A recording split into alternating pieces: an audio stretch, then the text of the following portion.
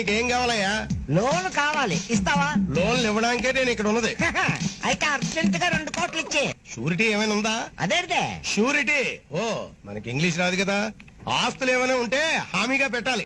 ఆస్తులు కావాలను కదా, పేపర్లు తెచ్చాను, త్వరగా లోన్ ఇచ్చే. ఏంటి ఇల్లా పొలమా? చూసుకో. ఈ రోజు మీరు ఇక్కడ చూస్తే గవర్నమెంట్ పాలిటెక్నిక్ కాలేజ్ 24 ఎకరాలు 359 కోట్లకు తాకట్టు పెట్టారు. డైరీ 30 ఎకరాలు 309 కోట్లకు తాకట్టు పెట్టాడు. గవర్నమెంట్ ఐటీఐ కాలేజ్ 17 ఎకరాలు 270 కోట్లకు తాకట్టు పెట్టాడు. కడాన పోలీస్ క్వార్టర్స్ 9 ఎకరాలు 215 కోట్లు తాకట్టు పెట్టాడు. Training production centre of disabled welfare 19 ఎకరాలు 157 కోట్లు పెట్టాడు.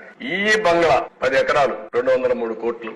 R&B క్వార్టర్స్ 3 ఎకరాలు 99 కోట్లు. కడాన రైతు బజార్ కూడా వదిలిపెట్ల 4 ఎకరాలు ఉంటే 90 కోట్లకు తాకట్టు పెట్టాడు. సర్క్యూట్ హౌస్ 3 ఎకరాలు 40 కోట్లు పెట్టాడు. పీడబ్ల్యూ ఆఫీస్ 4 ఎకరాలు 79 కోట్లు. సెరికల్చర్ 6 ఎకరాలు 47 కోట్లు. తహసీల్దార్ ఆఫీస్ 1 ఎకరా 34 కోట్లు. 1940 కోట్ల రూపాయలు విశాఖపట్నంలో ఆస్తులు తాకట్టు పెట్టారు. ఒక 40,000 కోట్ల ఆస్తుల్ని కబ్జా చేశారు.